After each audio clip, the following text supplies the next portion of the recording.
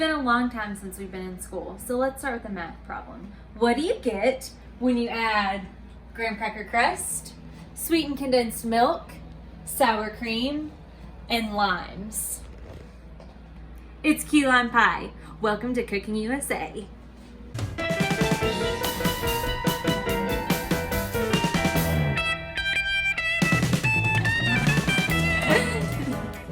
Okay, are we going? Okay. So limes are obviously a key ingredient, but it's not just the whole lime that you're gonna add to the bowl. I can't. The first thing we have to do is we have to break down our limes. Basically, we need the juice and the zest from all of these because I'm making 2 pies. So this will take a second, but once you do this part, the pie comes together like that.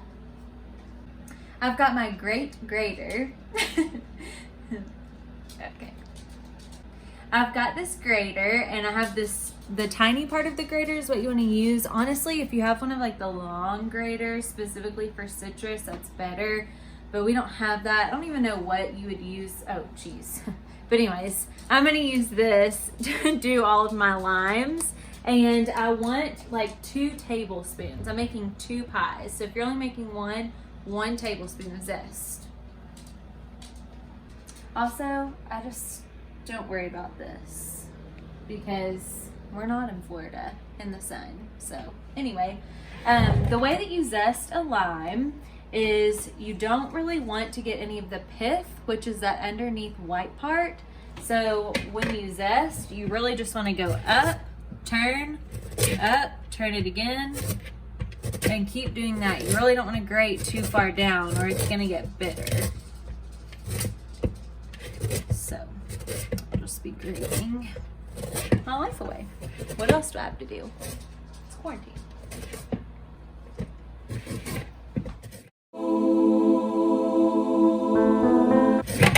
Ah! Oh my. I'm bleeding. Is this the first ever Cooking USA injury? I'm gonna have to start all over because I just added another ingredient to this pie. My skin. 911.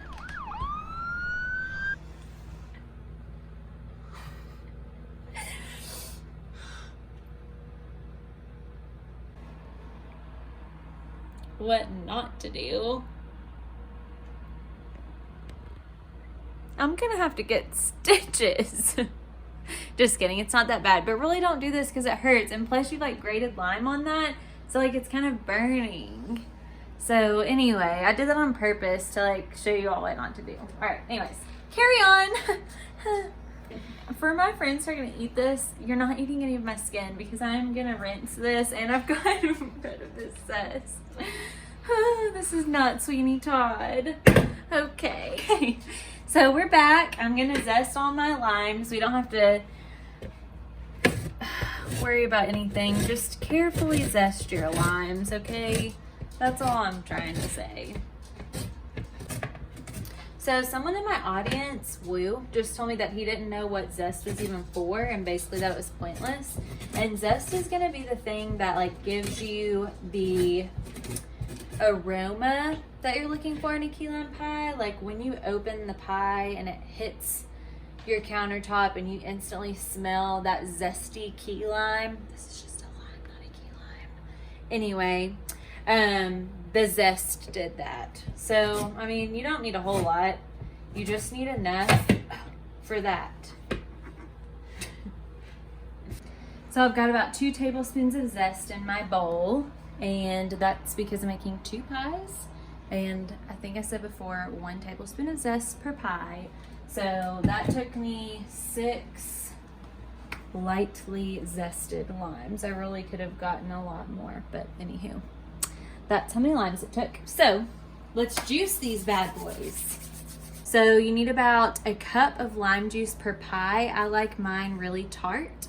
If you don't like your zest tart, a little bit sweeter, then about 3/4 of a cup per pie. So for us, we're gonna do 2 cups of lime juice right now, and I'm gonna get started juicing that. Let's hope this step goes better than the last. Cutting them in half. And then I have my little zester, little juicer here.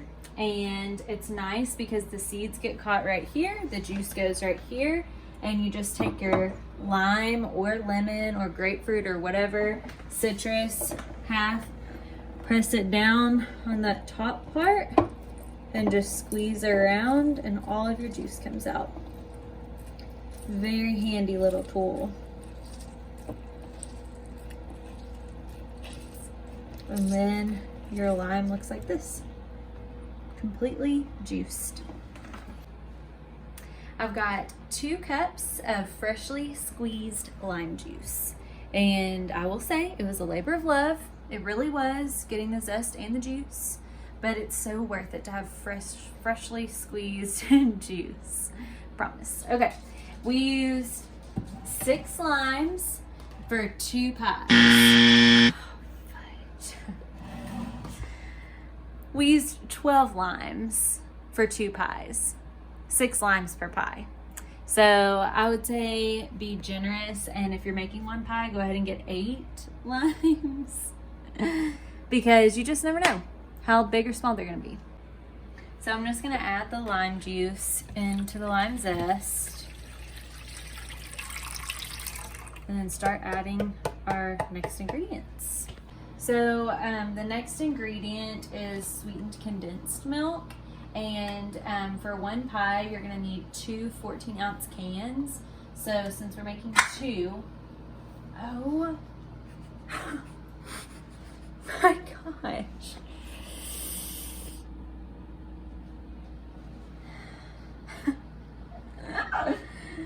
Okay, so we need 2 14-ounce cans of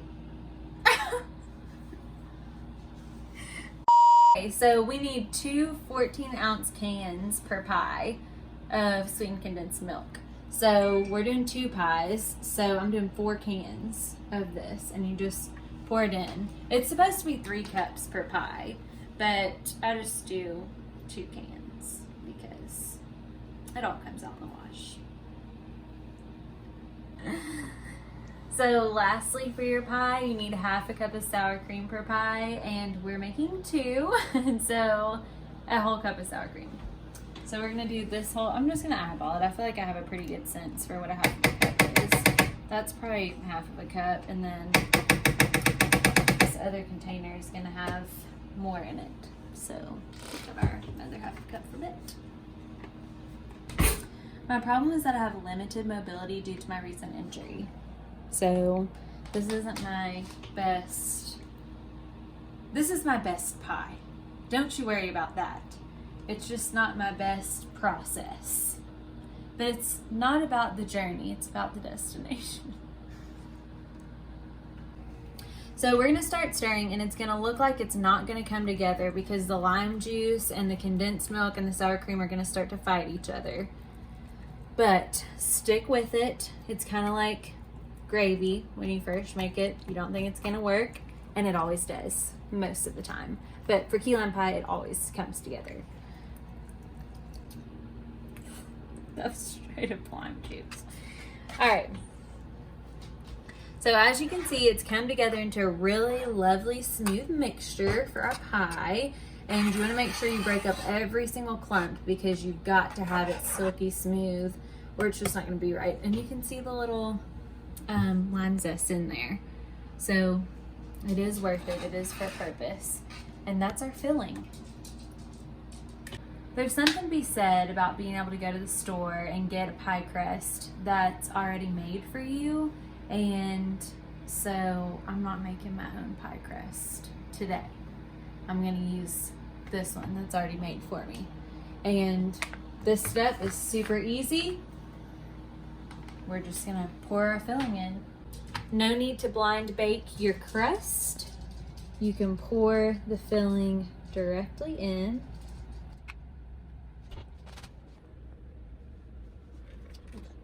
The pies are filled and they're going to go in their oven at 350 degrees for 8 minutes. And you're gonna know it's done because there's gonna be a few little tiny bubbles that you're gonna see on the surface of your pie.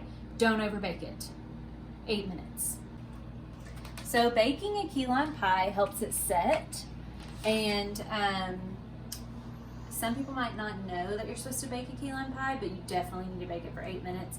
It's not just gonna set up in the fridge. It's just gonna be key lime pie soup if you don't bake it. So okay.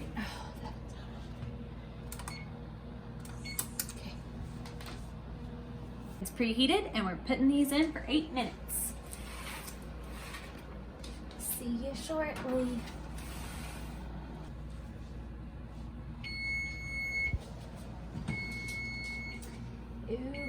Okay. The pies are done. Oh gosh.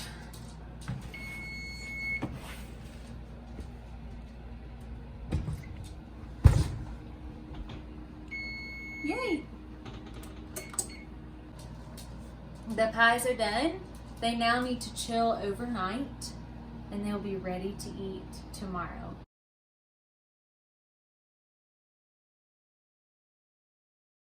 I'm going to be taking one to work with me, to eat with my friends, and I'm going to be taking one to a friend and me. Just kidding, I'm taking it to a small dinner that I'm having. So, anyway, so these need to sit for 30 seconds.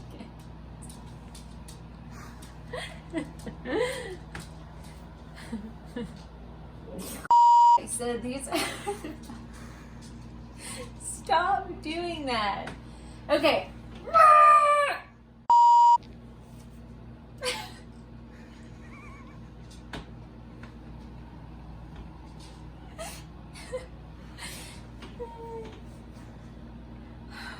I've cried in this video out of pain and out of laughter.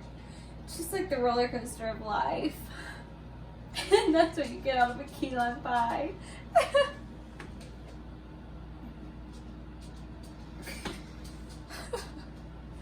Okay. Should we try this again? So our pies are out of the oven and they need to sit for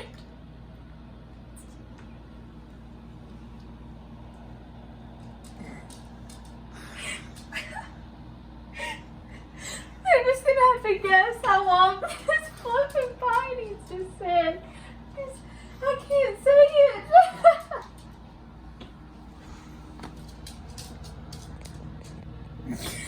Okay.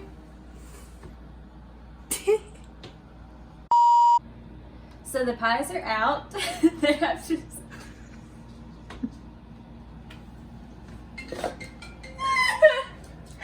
I can't do it. I can't do this. Okay, so this is Michael, and these are my pies, and they need to sit out on the counter for 30 minutes. Now, after that, you can put them in the refrigerator overnight, and you can eat your key lime pies. And come back next time on Cooking USA.